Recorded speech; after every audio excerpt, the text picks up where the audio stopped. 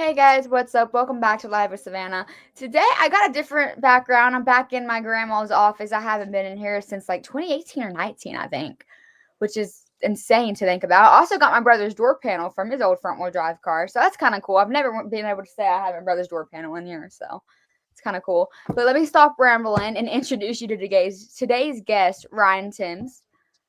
How's it going? Good, how are you? Good, good. Alrighty. So, in case anyone doesn't know who you are, why don't you go ahead and tell everyone a little bit about yourself, where you're from, what you do, all that. Uh, well, I'm from Georgetown, Tennessee, just in between Chattanooga and Cleveland. And yeah, I'm actually just a UPS driver that drives race cars. Hey, that's pretty cool. You get to So drive for that's your yeah, day job and you get to drive on the weekend. that's I'm good at holding a steering wheel, I guess. Yeah, I mean, hey, that's a compliment to some people. Yeah, yeah. How long have you raced? Uh, I didn't get an early start like a lot of people. I started in like 2013 or 14, so 12 years or so, 12, 13 years. Hey, that's still a pretty long time. Yeah.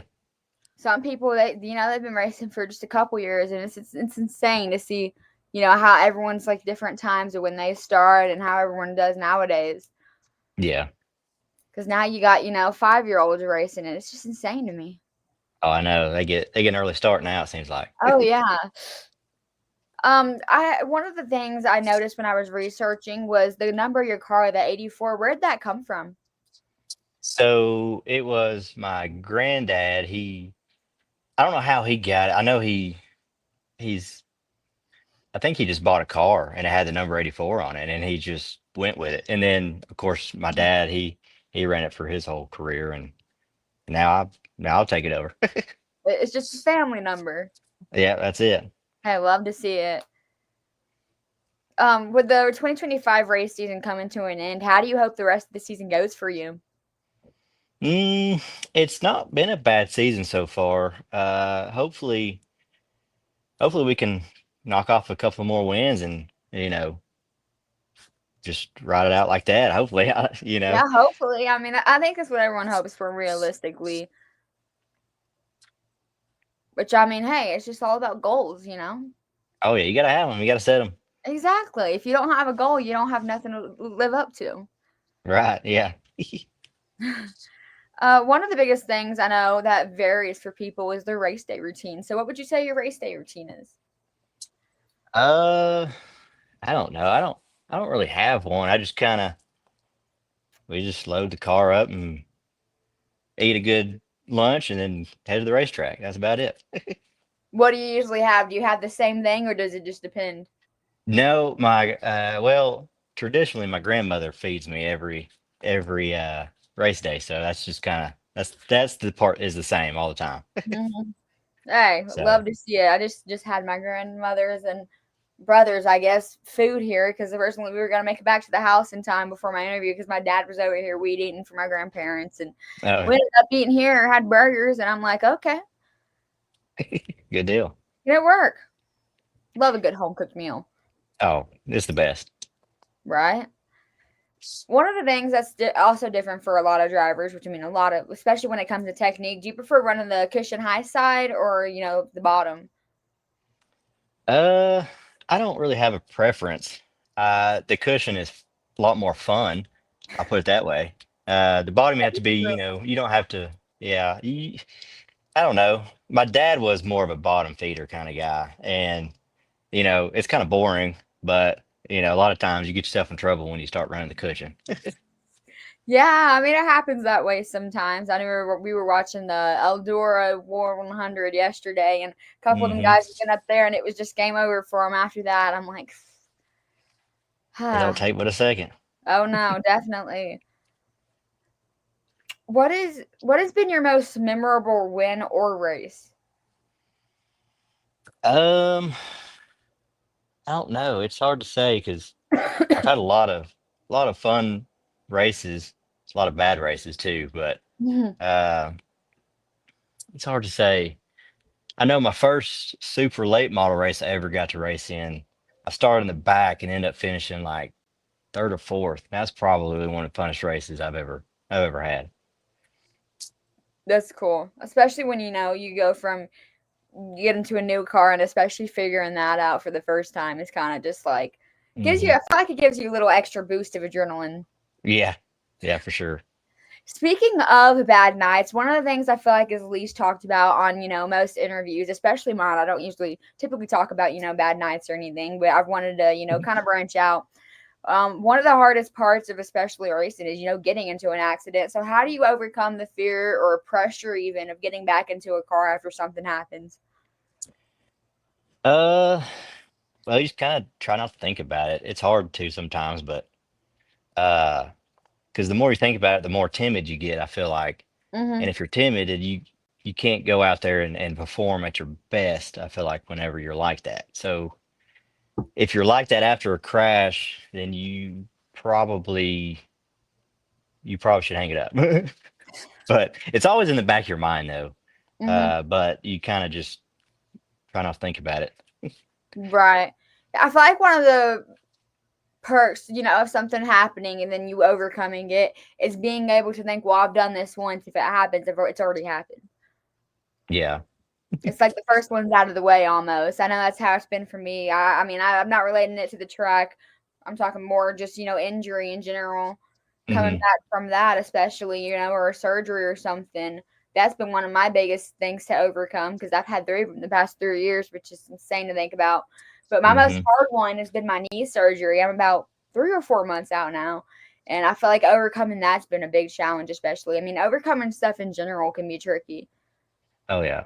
Yeah, for sure. And when you finally get over it, it's like you've met your goal and you've Right. accomplished something. So that's Right. good. Like it's something to be proud of. Yeah.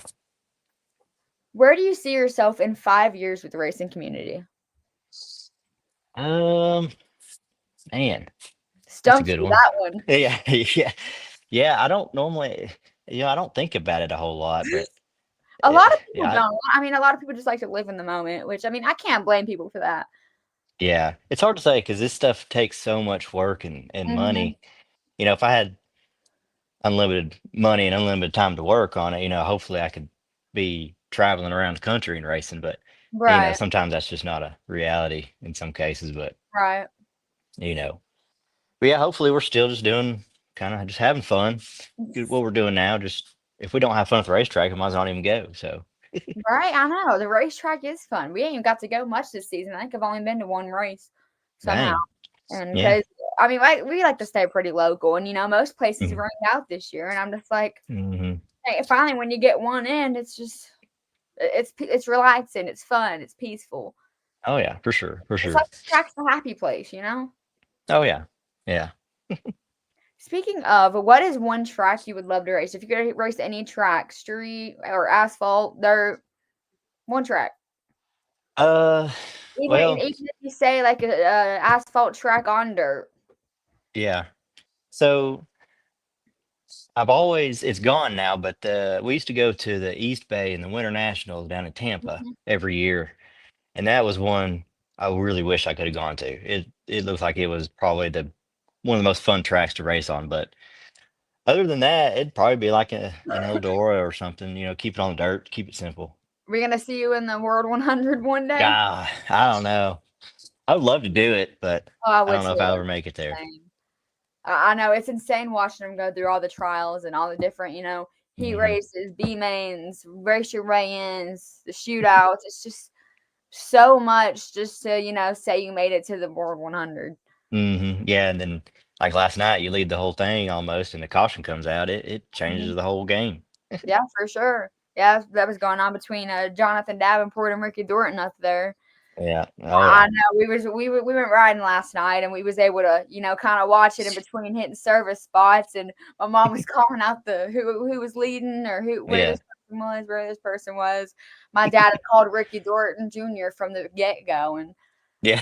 when he Yeah. finally pulled it off, he was like, "Ha ha!" I'm like, "Yeah." Yeah. I think we were pulling for Dale there at the end. Mhm. Of course, being from around where we are, we wanted to see him take it home.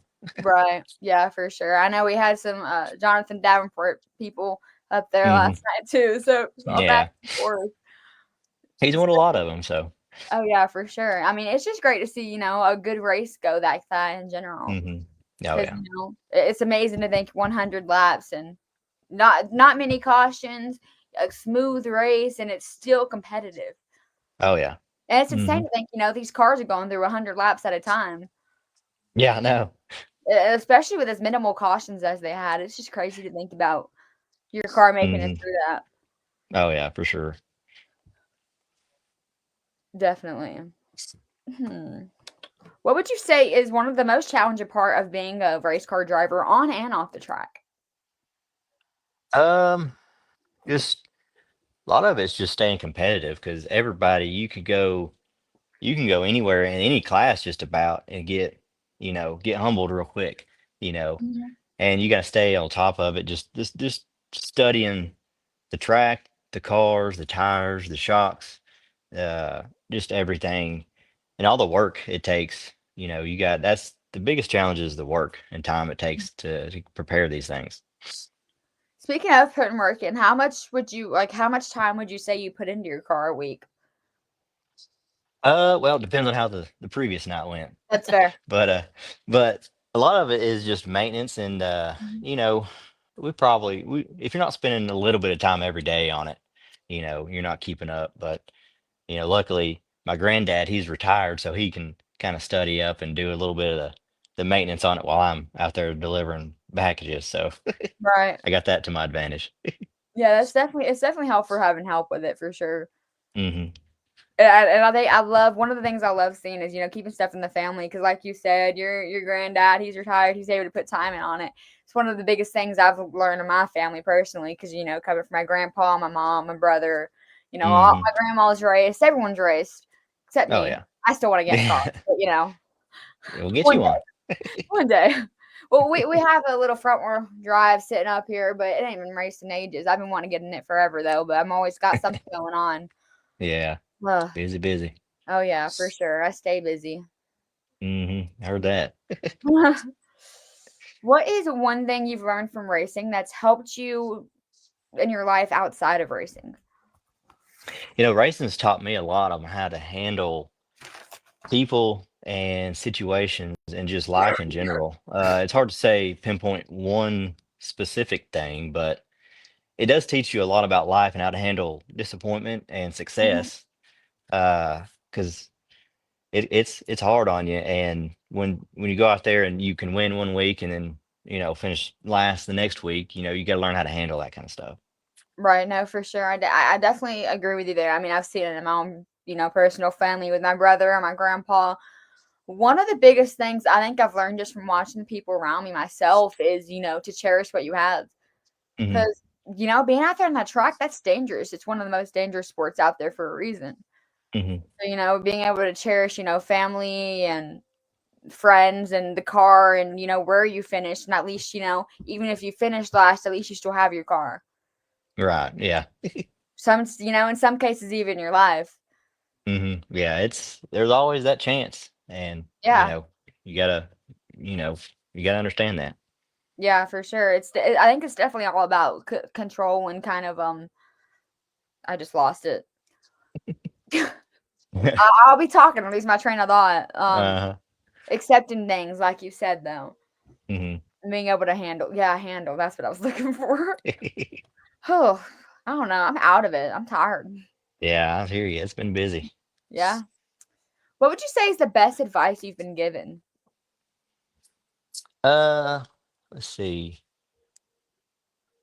So my granddad, when I was a kid growing up, he used to always tell me, it's in life, it's not what you wish, hope, think, or intend to do, it's what you do. And I've always kind of, remembered that. And, it's not about what your plans or intentions are, it's just what you do at the end of the day. Right. Yeah, So, I love that. mhm. That's deep. Yeah, he used to always preach that. I don't know why, but it's always stuck with me. I mean, it's a good thing to be stuck with you though, because I mean, at the end of the day, it's what comes down at the end of the day.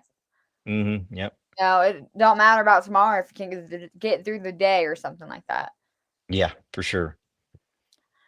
Now that we've went over the advice you've been given, what's the best piece of advice you could give someone? Like another, kid trying to get into a car or just anyone in general?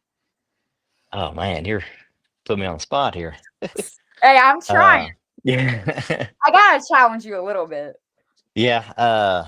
Let's see. Give someone some advice. I mean, you got to keep just if you're perseverance is a big thing. If you're struggling trying to, because I struggled for years in these things, and Mhm. you get to a point to think that you can't, maybe you're not meant to do it or good enough to do it or whatever, but you get to a point to where you think maybe either you should quit or keep trying harder, and a lot of times if you just put a little more work into it, try a little, maybe try a little harder, you might see some results. Yeah, no, for sure. I mean, I definitely think that's, great advice to give someone because a lot of the reasons people stop, racing is because they feel like they can't do it.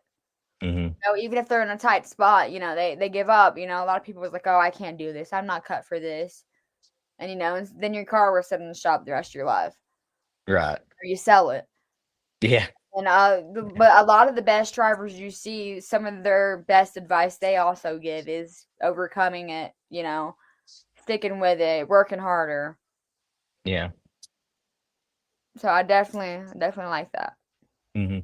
Now another tricky. This is a little lighter question to cheer it Okay. up a little bit. Yeah, I If you like could that. pick any one driver, past or present, who would it be? I could race any driver.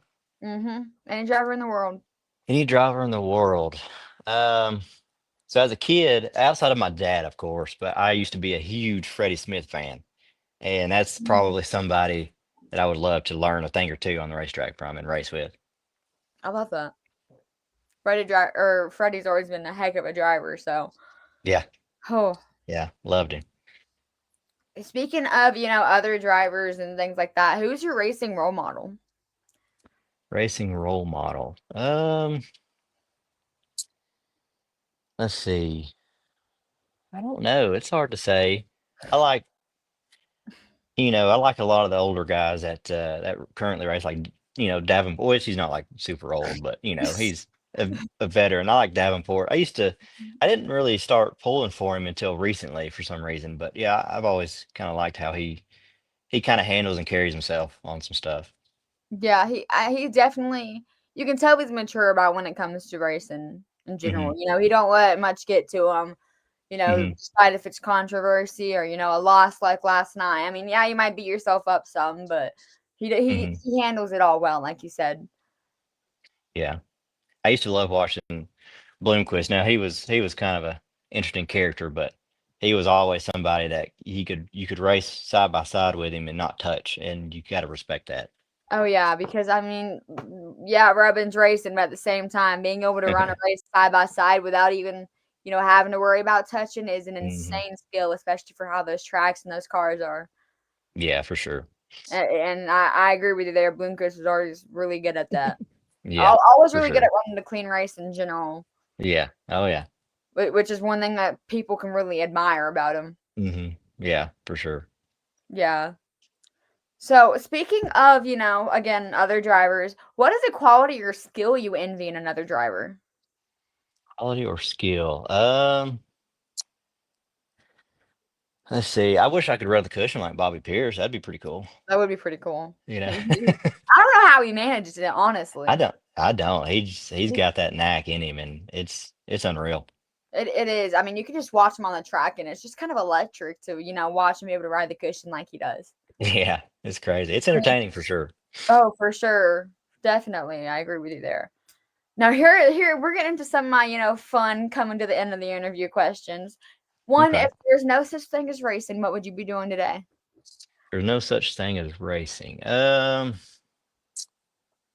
I don't know. What would I be doing? Stumped you. Some of these Yeah, questions I've asked since I first started interviewing, and I love how simple they are, but they always manage to catch people.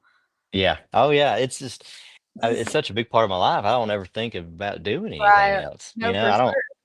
I don't play, sports or anything. So, which I like watching sports, but I don't, you know, it's that's a tough one. I'd have to think about that for a minute. We'll come back to Maybe it. fishing or something. I don't know. I can do Fishing. I feel fishing like or be fishing. a I love catching yeah, fish. or be a big time game hunter or something. Maybe I don't know. Pretty cool. I don't think I've ever heard that answer on here. I like that. Okay, I'll take I'll take it. it. Hmm. Sorry, I'm looking through some of these questions I have on here because I have some pulled up on here where I have them set up on StreamYard, and then I have some that I've wrote now. Oh, I like to go back and forth between all of these and the newbies. compare answers to other Yeah, people. yeah, exactly. One of the biggest things in racing is that it recently, the past several years, it's went back and forth from dying out and then the fan base growing again. Was one of something that you could feel would help the sport grow? I think. I mean, looking at which Eldor is extreme because of its event, but looking at it last night and they were talking about how big the crowd was, it kind of makes you think that the sport isn't necessarily dying as quick as people think. Now the Right. local level is pretty scarce. It's kind of one of those things we got to be careful with. Mm-hmm. But as a whole, I mean, I think we're kind of getting ourselves out there and which people like Kyle Larson coming back and running sprint cars and late Yeah, models and for stuff, sure. that helps get more TV time, I guess you'd say. Yeah, because I mean, I feel like you see some of the higher end, like NASCAR, coming down to dirt track where you see more locally, and you kind of see it kind of combine some, and it does allow it to grow more for sure. Hmm. Yeah. Because one of the biggest things in racing over, I'd say over the past 10 or maybe even 20 years, it's kind of hit that spot where it started dying out a little bit, and then as all these drivers are coming back into race or dirt, or just not even just dirt, stream, all of it, it kind of Hmm. shoots it back up, Yeah, for sure. which is nice to see. Yeah. I mean, some of the Street Outlaws guys with speed production or promotions coming to an end, they're getting into pro mods again, Hmm. back into circle tracks. It's amazing to see how just, some people in general coming from such a high status or, such a high publication, I'll say, Yeah. help grow, which is amazing to see. Yeah. Oh yeah. It's nice to see the combination of it all. Yeah, for sure. Okay, here is I think is my funnest question. Okay. If you could pick a theme song for every single time you pull out onto the track, what would it Oh be? man. This was a Oh good one. shoot. I like this one though. Yeah, that's a good one. I don't know. I'm into so much different kind of music. I don't Oh, have I the am too. same. One I minute it's don't. country, I listen to Yeah. rap, I listen to pop, Yeah. I listen to everything, honestly. Yeah. I don't. It's hard to say because no, I wouldn't think many people would do an intro song to like a country song. That's not really a Yeah, hype song. I I'd, mean, I'd have to there's a do Dirt some. Strike thing by something Monterey. I forgot who sings it. Yeah, That's a good song, but I mean, yeah, it's a little basic.